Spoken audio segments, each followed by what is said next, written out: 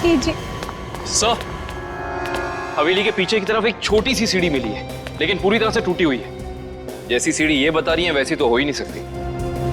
Sir, इस तरफ तो कोई सीढ़ियां है नहीं। सर, मैं वहाँ की सीढ़ी की बात नहीं कर रही हूँ, सीढ़ी यहाँ थी इस जगह, और बड़ी सी सीढ़ी थी, और वहाँ से चढ़ के मैं ऊपर गई थी और मैंने विश मांगी। मैं झूठ नहीं बोल रही हूँ, मैं झूठ नहीं बोल रही।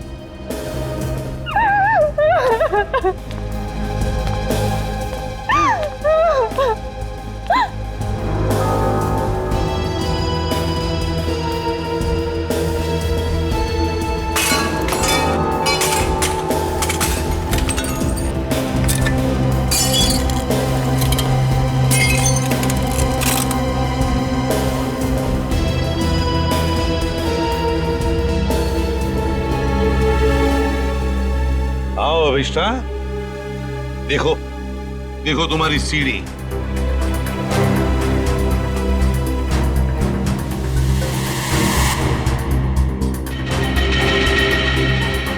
नहीं हो सकता, ये नहीं हो सकता। सीढ़ियाँ यही इसी जगह पर थी। किसने कहा था तुम्हें यहाँ इस हवेली में आने के लिए?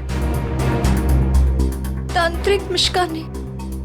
उसने कहा था कि इस हवेली में अपनी आंखों में पट्टी बांधकर जो भी विश मांगोगी वो पूरी होगी।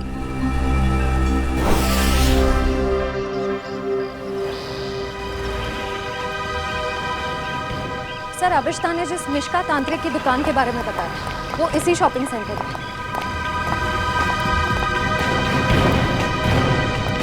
Shop number 108। ये पर ये तो कोई कोकाली इन्वेस्टमेंट का ऑफिस है। पक्का अभिष्टा ने इसी ऑफिस के बारे में बताया था। हाँ सर, उसने एड्रेस तो यही दिया था। रामू जल्दी करो, हमें शाम तक ये सब खाली करना है। Excuse me. जी कहिए। यहाँ इस दुकान में किसी मिशिका नाम की तांत्रिक का ऑफिस था, कहाँ गया वो? मिशिका से कुछ काम है आपको? जी। आप मिशिका के फ्रेंड हैं या क्लाइंट हैं? हम सीआईडी से हैं। सीआईडी? अरे सर, कल ही मैंने मिशिका और उसके हस्बैंड प्रमोद की पुलिस में रिपोर्ट करवाई है। सर, कुछ पता चला उनके बारे में? आप कौन है? सर, मैं इस दुकान का मालिक हूँ, रमेश। और आपने मिशिका के खिलाफ रिपोर्ट क्यों लिखवाई? अरे सर, 2 हफ्ते पहले मैंने प्रमोद को ये दुकान भाड़े पे दी थी और उसने कोकाली इन्वेस्टमेंट का ऑफिस भी खोला था। और सर, मुझे अगले शनिवार को भाड़ा और डिपॉजिट देने का वादा भी किया था। आप उन्हें जानते थे कि बिना डिपॉजिट और किराए के आपने ये दुकान उन्हें भाड़े पर दे दी? नहीं मैम, मैं तो उनकी मीठी मीठी बातों में आ गया था, लेकिन परसों मैं घूमते हुए यहाँ पे आया तो मैंने देखा कि उसकी बीवी ने ऑफिस में एक तांत्रिक का तामझाम लगा रखा है और ये साइन बोर्ड भी लगा रखा है। फिर मैंने प्रमोद को कहा कि ये सब कुछ यहाँ नहीं चलेगा, तो प्रमोद ने मुझे कहा कि उसकी बीवी ने नया ऑफिस लिया है और 2-4 दिन में वहाँ चली जाएगी। कहीं और शिफ्ट करके क्या दोनों? पता नहीं सर, रातों रात दोनों ने ऑफिस खाली कर दिया और मेरा 15 दिन का भाड़ा तक नहीं दिया। सर, आपने जो एग्रीमेंट कराया होगा उसमें उनका पुराना एड्रेस होगा, जरा दिखाइए। सर, एग्रीमेंट तो नहीं बनाया, मैंने सोचा बाद में बना दूंगा। आपके पास उनकी फोटो भी नहीं होगी? नहीं मैम, फोटोग्राफ भी नहीं है। जानते हो ना, बिना एग्रीमेंट के दुकान भाड़े पे देना कितना बड़ा जुर्म है। जानता हूँ सर, गलती हो गई, सॉरी। बस सॉरी बोल दी और बात खत्म हो गई। कब समझेंगे आप लोग? चेहरा याद है उनका? जी सर, चेहरा याद है। उनका स्केच बनवाओ। जी सर। और अभिष्टा से पूछना होगा कि उसे इस मिशिका के बारे में पता कैसे चला।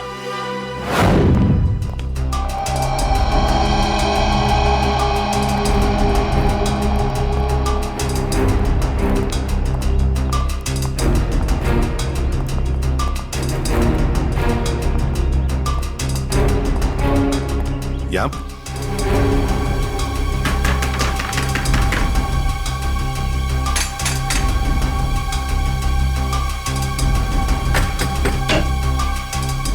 अरे सर, आप विधि के खूनी का पता चल गया क्या?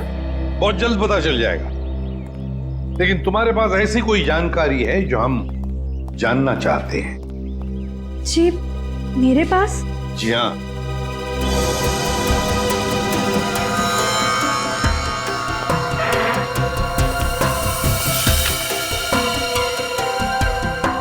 काफी शौकीन लगती हैं आप इन आत्माओं और अलौकिक कहानियों की। जी हाँ, मुझे डरावने उपन्यास और डरावनी फिल्में पसंद है। तुम्ही ने अभिष्ठा को उस तांत्रिक मिश्का के बारे में बताया ना? वो सर, उसका पता मैंने किसी प्रचार वाले पर्चे में पढ़ा था। वो प्रचार वाला पर्चा तो होगा ना तुम्हारे पास? देखो जरा। देखती हूँ।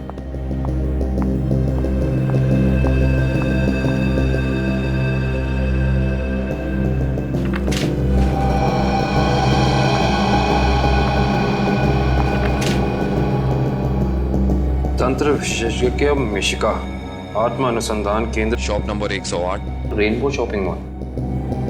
सर, ये तो वही पता है जहां हम गए थे। नेत्रावती, एक बात बताओ, ये पता, इस तांत्रिक का पता क्यों दिया तुमने अभिष्ठा को?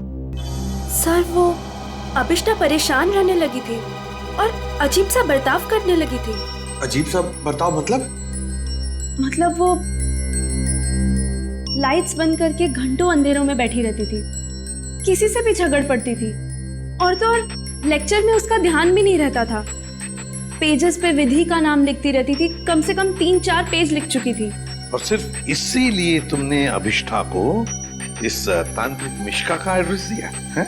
नहीं सर, तंत्र मंत्र में तो मैं भी विश्वास नहीं रखती हूँ, लेकिन मुझे लगा शायद इससे उसका ध्यान बढ़ जाएगा और अपनी इस हालत से वो बाहर आ पाएगी। हाँ, लेकिन वो इन सब चीजों से बाहर आने की बजाय इन सब से जुड़ती चली गई।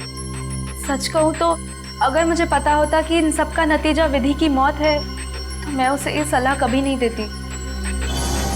ठीक है, अगर जरूरत पड़े हम तुमसे फिर मिलेंगे।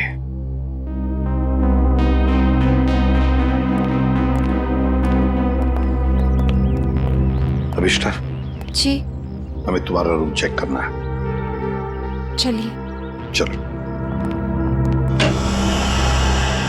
आइए।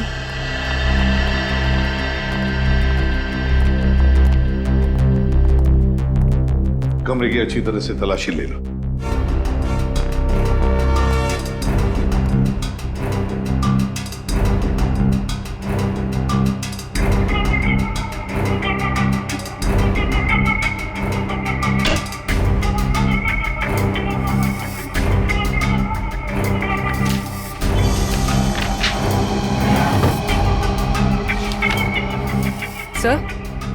सर, ये देखिए, अजीब तरह के पिक्चर्स।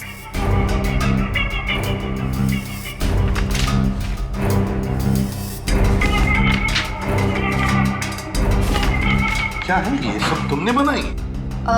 मुझे पेंटिंग का शौक है। मेरे दिमाग में जो भी आया मैं वो पेंट करती हूँ। सर, किसी की तस्वीर मिली है। कौन है ये? तुम्हारे पापा? जी, मगर कुछ साल पहले ये गुजर गए।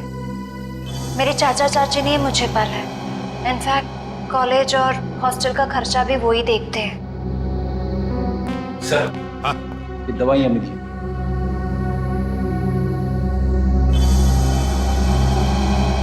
कैसी दवाइयाँ हैं ये? वो मेरा सर बार बार दुखता है तो ये उसी की दवाई है। Excuse me. सर, ये देखिए।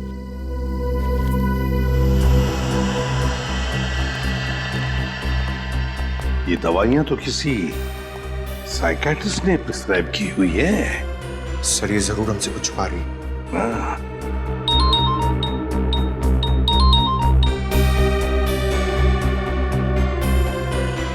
सर, उस तांत्रिक मिश्का और उसके पति का पता नहीं चला अब तक।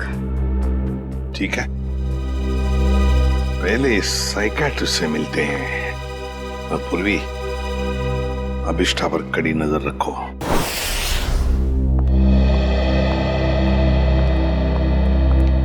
Excuse me doctor. अरे आप देखिए, मैं बिना अपॉइंटमेंट लिए किसी से नहीं मिलती हूँ। डॉक्टर, हम लोग सीआईडी से हैं और हमें आपसे कुछ जानकारी चाहिए। जी कहिए। आपकी एक मरीज है अभिष्ठा। ओह, अभिष्ठा। जी हाँ। क्या वजह थी उसका इलाज आप कर रही थी? पिछले 2 सालों से उसका मानसिक संतुलन ठीक नहीं था, इसीलिए वो उसका ही इलाज करवा रही थी। क्यों? क्या हुआ था उसे? दरअसल उसका एक्सीडेंट हो गया था एक्सीडेंट? तो क्या उसकी वजह से उसका मानसिक संतुलन बिगड़ गया था? एक्चुअली उन्हीं दिनों उसके पिताजी भी गायब हो गए थे और ये एक्सीडेंट, दोनों बातों ने उस पर बहुत गहरा असर डाला था। अच्छा डॉक्टर, ये बताइए कि आपके ट्रीटमेंट के बाद उसकी हालत कैसे थी? उसकी हालात में तो बहुत सुधार था, लेकिन बहुत गहरे जख्म जल्दी नहीं भरते। तो इसका मतलब अभिष्टा अभी तक पूरी तरह ठीक नहीं हो पाई? हाँ सर, और शायद इसी वजह से वो उन सीढ़ियों की बात कर रही है जो उस हवेली में है ही नहीं। अच्छा डॉक्टर, ऐसा हो सकता है क्या कि ऐसे मरीज इन्होंने कोई क्राइम किया और उसको छुपाने के लिए कहानी बना रहे हो कि मैं खुद विक्टिम हो गई हूँ, और ऐसा हो सकता है क्या? देखिए, mind is a very complex thing. मैं तो क्या, दुनिया का कोई भी डॉक्टर इसके बारे में एग्जैक्टली नहीं बता सकता। ये तो है। Thank you very much.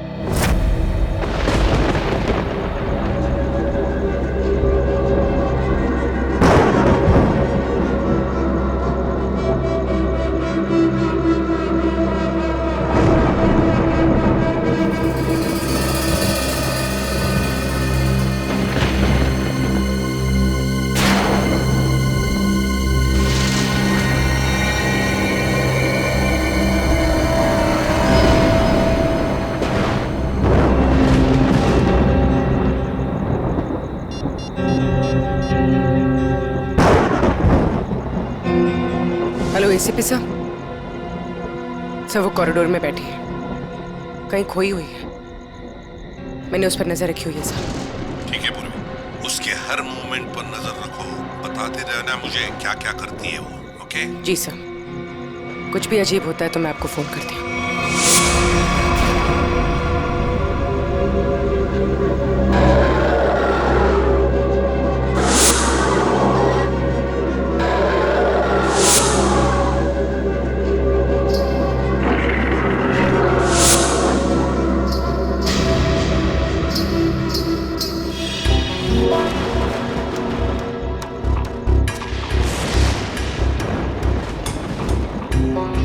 घुंघरू की आवाज।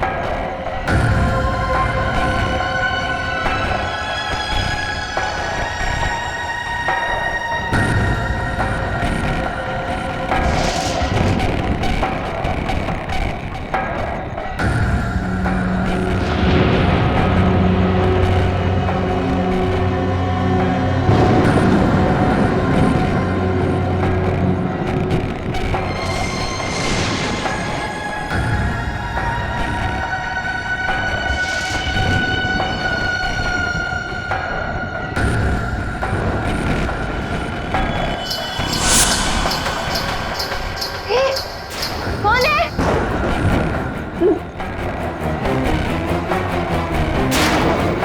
कौन है? चंदा तुम?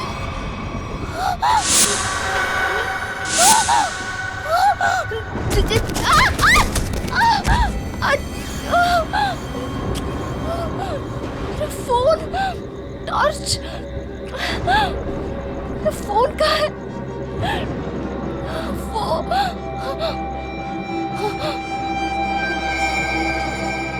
चंदा कहाँ गायब हो गई?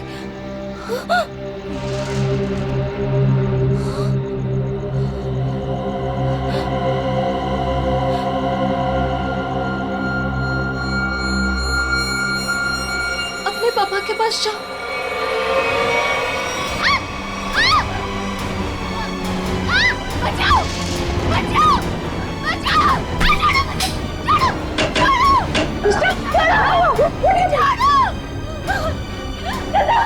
अरे क्या हुआ?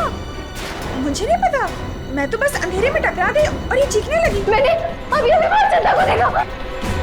चंदा? चंदा? चंदा कौन है?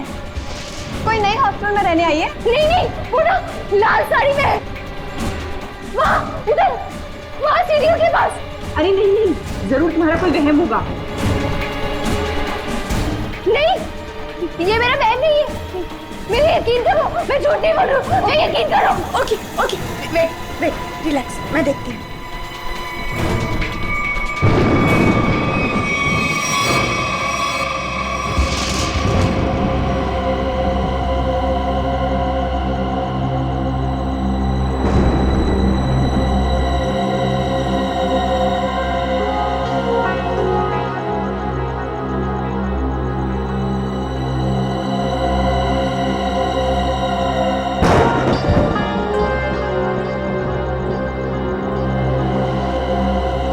यहाँ पर तो कोई भी नहीं है और कुछ लिखा भी नहीं है।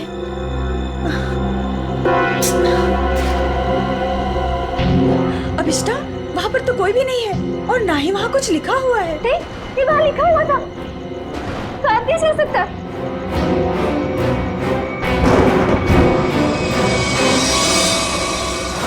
हॉस्टल से उस लाल साड़ी वाली औरत के बारे में कुछ पता चला? नहीं सर, उर्वी ने पूरा हॉस्टल चेक किया है, ऐसी किसी भी औरत के होने का सुराग नहीं मिला है। और जो लाइट गई थी थोड़ी देर के लिए, कोई बाहर वाला था क्या? सब पूर्वी ग्राउंड फ्लोर पर थी और भी कई स्टूडेंट्स थे वहाँ पे। ऐसे किसी का मेन स्विच ऑफ करके गायब हो जाना इतना आसान नहीं हो सकता। और जो दीवार पे लिखा था खून से, उसके बारे में क्या बताया? नहीं सर, दीवार पे किसी भी खून का निशान नहीं मिला और न ही ऐसी किसी लाल स्याही का निशान मिला है जो अचानक हवा में उड़ जाए, गायब हो जाए। इसका मतलब सबिष्टा की दिमागी हालत बहुत बुरी है, तभी उसे ये सब दिखाई दे रहा है।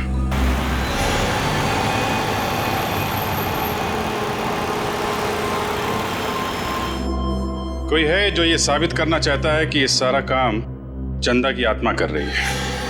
हो सकता है सर, लेकिन उसने हवेली की सीढ़ी कैसे गायब की?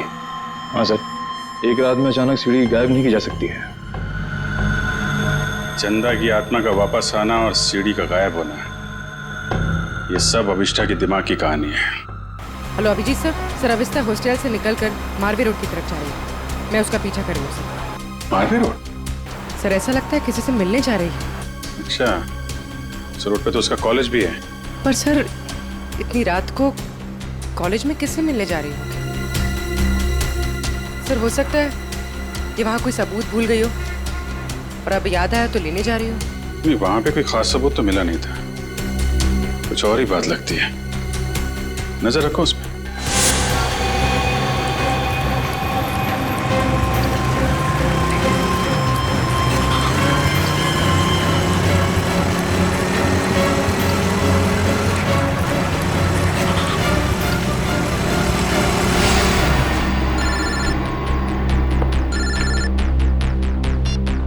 हाँ पूर्वी? सर ये तो शहर से बाहर निकलने वाली एफडी रोड पर जा रही है। FD road? उस तरफ तो जंगल है। सर कुछ समझ में नहीं आ रहा है ये जा कहाँ रही है। ठीक है, देखो मगर ध्यान से, थोड़ा होशियार रहना।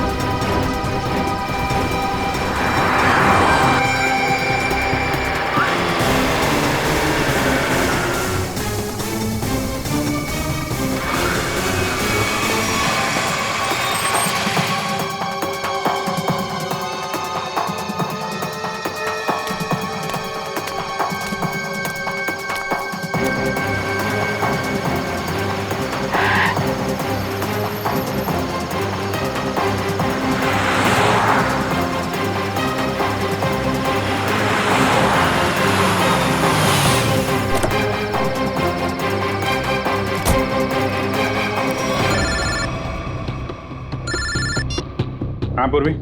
सर वो जंगल के अंदर घुस गई है, मैं उसका पीछा करती हूँ। ठीक है, तुम भी जाओ, लेकिन थोड़ा संभाल के, होशियारी से, हैं?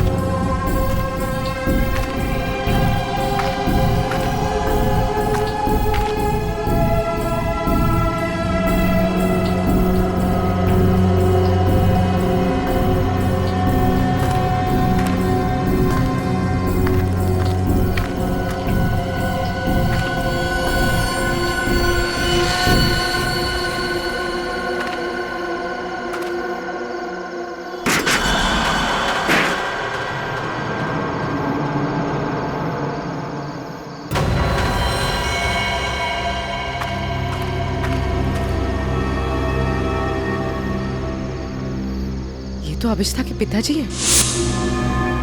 कौन है ये? तुम्हारे पापा है? जी। ये तो मर चुके हैं।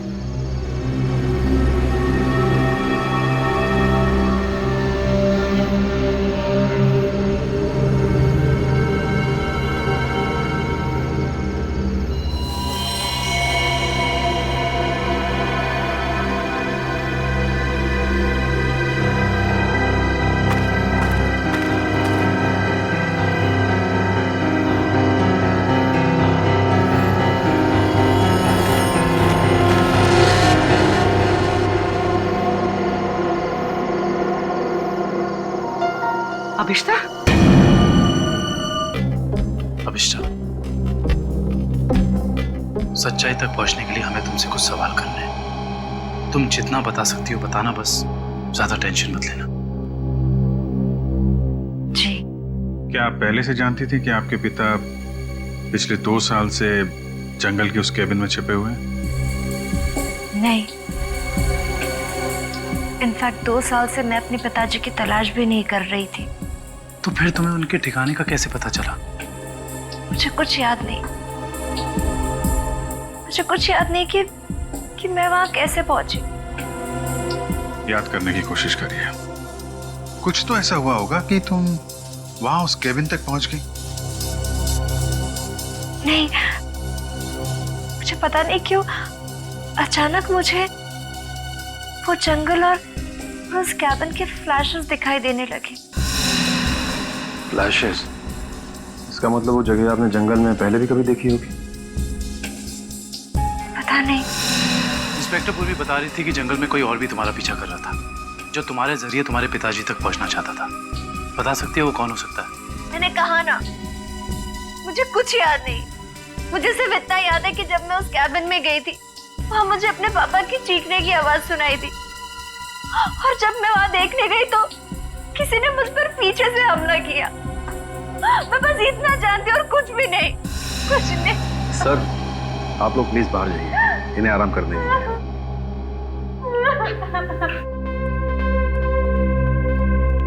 सब अभिष्टा के पिताजी के बारे में ज्यादा कुछ जानकारी मिली नहीं। उस केबिन की छानबीन करते हैं, वहीं से कुछ पता चलेगा। 2 साल तक उसके पिताजी यहाँ छिपे क्यों थे, जबकि उनकी बेटी यहाँ पास ही के शहर में मानसिक तौर पे बीमार थी? सर,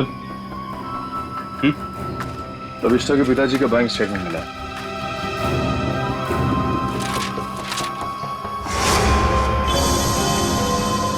काफी सारे अकाउंट्स हैं इनके तो, वो भी विदेश में। लाखों डॉलर का ट्रांजैक्शन हुआ है इनके अकाउंट में। लेकिन सर, वो तो एक लोकल कंपनी में काम करते थे, हर महीने तनख्वाह पाने वाले सिर्फ एक रिसर्चर। उनके पास इतने सारे पैसे कहां से आए? सर, एक फाइल ही मिली है सर। क्या लिखा है इसमें?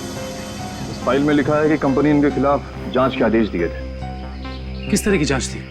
कंपनी में उनका कामकाज का तरीका अच्छा नहीं था, ड्यूटी के टाइम गैर हाजिर रहते थे, इसलिए सस्पेंड कर दिए गए थे। लेकिन सर, जो इन्फॉर्मेशन हमें मिली है उसके मुताबिक तो वो एक ब्रिलियंट रिसर्चर थे और अपने काम में काफी माहिर थे। माहिर थे, मगर शायद ईमानदार नहीं थे। तो शायद इसीलिए उनका खून हो गया। हो सकता है। शायद ये भी हो सकता है कि अभिष्टा के जरिए कोई उनसे कोई सीक्रेट जानकारी निकालना चाहता हो। सर, लेकिन अभिष्टा और उनके पिताजी के बीच में 2 साल से कोई कांटेक्ट भी नहीं था। अभिष्टा के कॉल रिकॉर्ड में ऐसा हमें कोई भी कॉल नहीं मिला जो उसने अपने पिताजी को किया हो। हाँ दिव्या, कुछ याद आया क्या? क्या अभिष्टा हॉस्पिटल से भाग गई?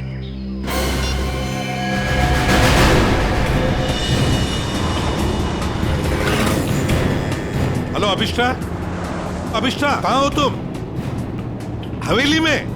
हेलो हेलो अभिष्टा, तुम ठीक तो हो? हेलो हेलो, लगता है अभिष्टा किसी मुसीबत में हवेली में है। वो फोन चालू है मगर वो बोल नहीं रही है।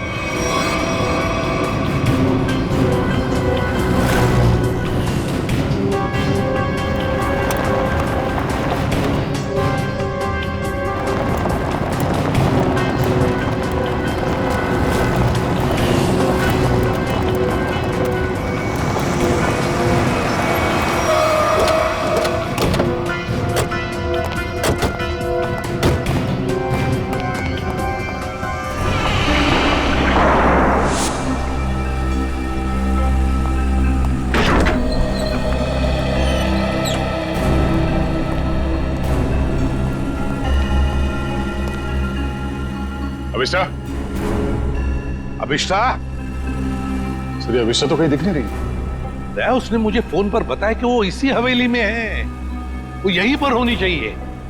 काम करो, चारों तरफ फैल जाओ, एक एक कोना छान मारो इस हवेली का।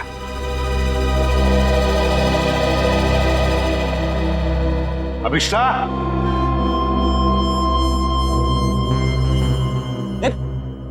कहाँ जा रहा है? अभिष्टा को ढूंढने से। मेरे साथ चल। अभिष्टा का तो पता नहीं है, मगर यहाँ पे आत्मा जरूर होगी। कभी सीढ़ी बनाती है तो कभी गायब कर देती है। इन आत्माओं का कोई भरोसा नहीं होता। मेरे साथ चल चल। लगता नहीं है ये अभिष्टा यहाँ पर आई थी। कैसे हो सकता है? उसने मुझे बताया था कि वो हवेली में ही है, हवेली में। उसका फोन ट्रैक करके देखो।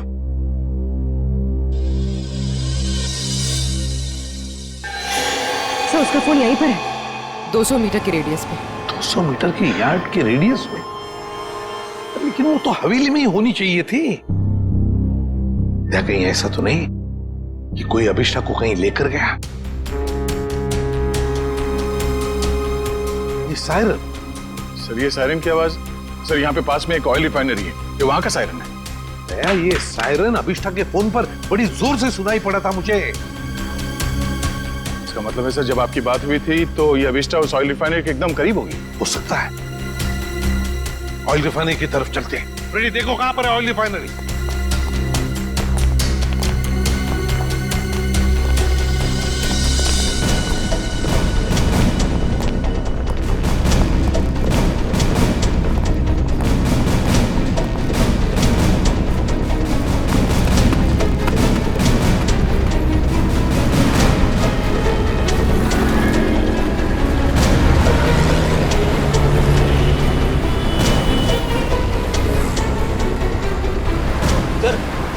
ऑयल रिफाइनरी भी यहीं पे दिखा रही है।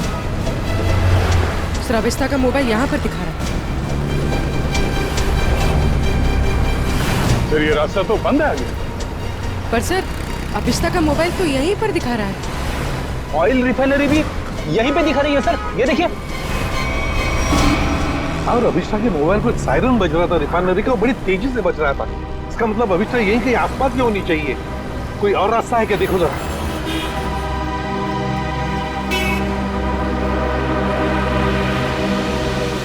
नहीं सर, और तो कोई रास्ता नहीं है। देखते हैं।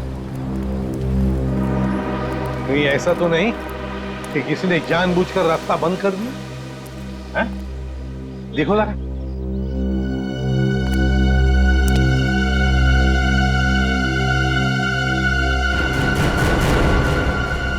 नहीं सर, रास्ता जबरदस्ती बंद किया गया है। आगे रोड खुला है। तो फिर दया छोड़ दो इसे।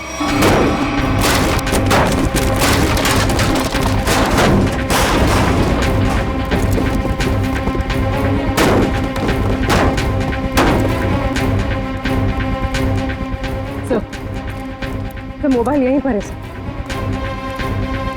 सर अभिष्ठा का मोबाइल यहीं पर है। सर हाँ, मोबाइल।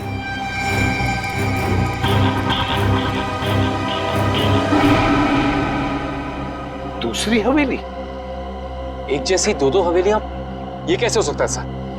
कहीं ये भूल भुलैया तो नहीं है? देखते हैं। कहीं ऐसा तो नहीं कि किसी ने जानबूझकर रास्ता बंद कर दिया? हैं? देखो जरा।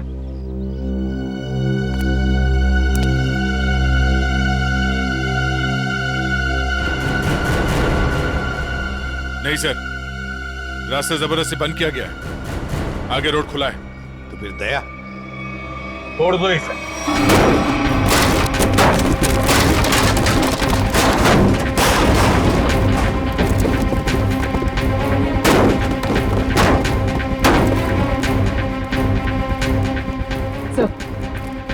सर मोबाइल यहीं पर है सर। सर अभिष्ठा का मोबाइल यहीं पर है। सर हाँ, मोबाइल।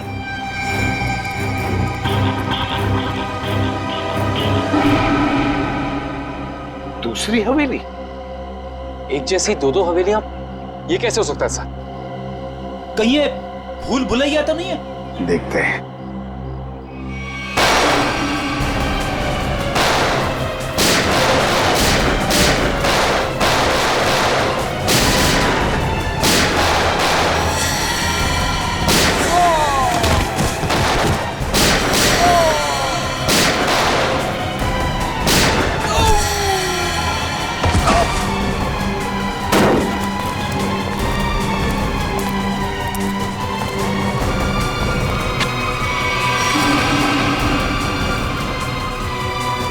गुंडों को तो मार दिया, आत्मा को गोली कहां से मारूं? रुक जा, वरना क्या कर लोगे? तुम लोग भी देखो इसकी मौत का तमाशा। सर प्लीज मुझे बचाइए, सर प्लीज मुझे बचाइए। छोटे से कोई नहीं बचा सकता इसको।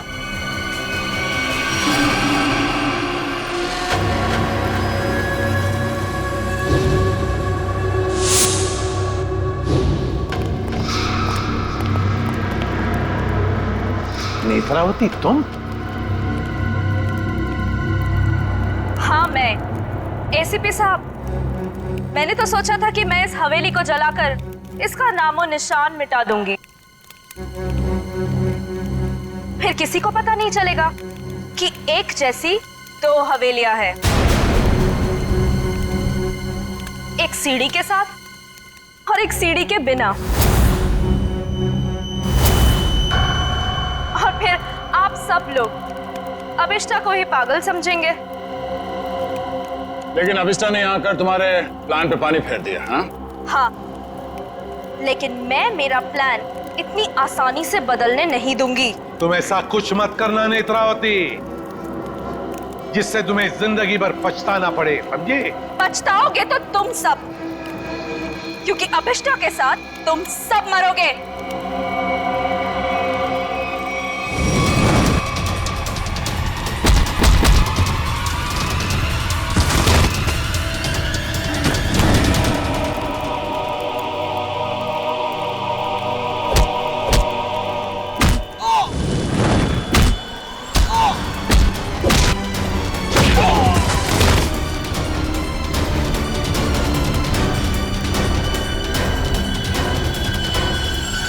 सो मच सर। बताओ अभिष्टा, तुम यहाँ वापस क्यों आई? सर, जब मैं हॉस्पिटल में थी ना, नेत्रावती मुझसे मिलने आई थी।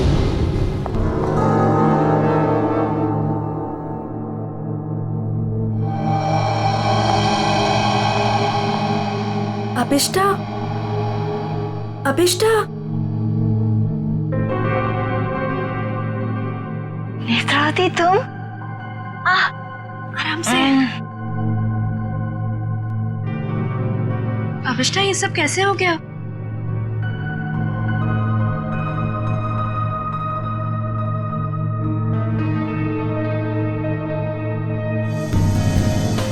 मैं कुछ पूछ रही हूँ, ये सब हुआ कैसे?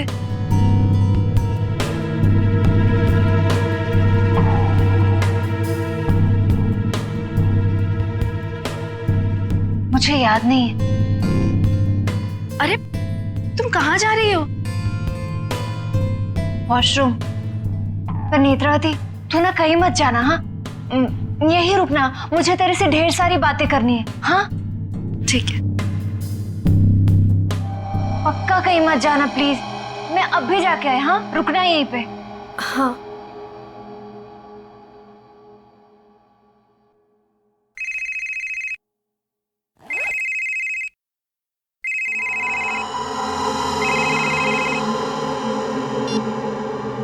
हेलो। हाँ हाँ, घबराओ मत, हमारा प्लान कामयाब हो गया।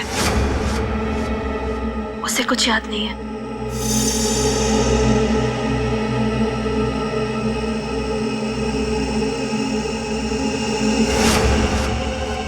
हाँ हाँ, बस यहाँ से निकल के मैं वहीं जा रही हूँ। ठाकुर बलदेव की दूसरी हवेली ना, जिसमें सीढ़ियाँ हैं। गिरवा दूंगी। हाँ ठीक है, जाती हूँ। बाय।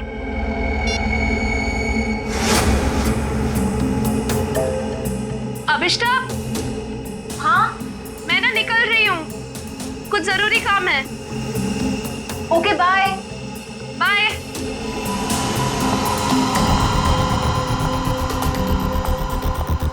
दूसरी हवेली? ये दूसरी हवेली का क्या मतलब है? पता लगाना होगा। यहाँ से जाओ कैसे?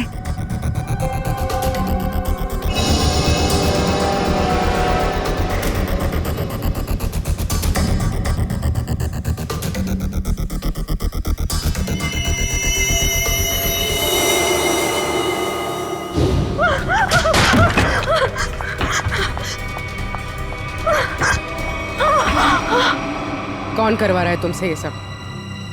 नहीं बताएगी? नहीं बताएगी?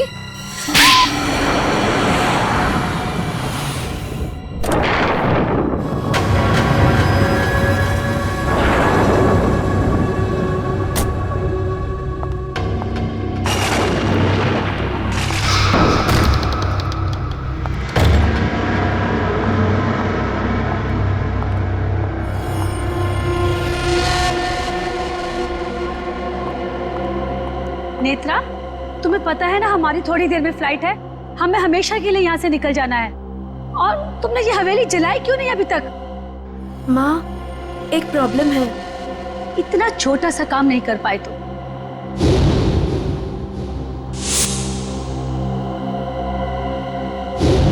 आखिर क्या हो गया? वो अभिष्टा मेरे पीछे यहाँ पहुंची है। इसमें कौन सी बड़ी बात है? उसे भी जला देना था इस हवेली के साथ। वाह सोनिका जी वाह, कितने ऊंचे ख्याल है आप, हैं? शर्म आनी चाहिए। एक डॉक्टर होकर अपनी पेशेंट की जिंदगी के साथ खिलवाड़ किया है तुमने। सीआईडी,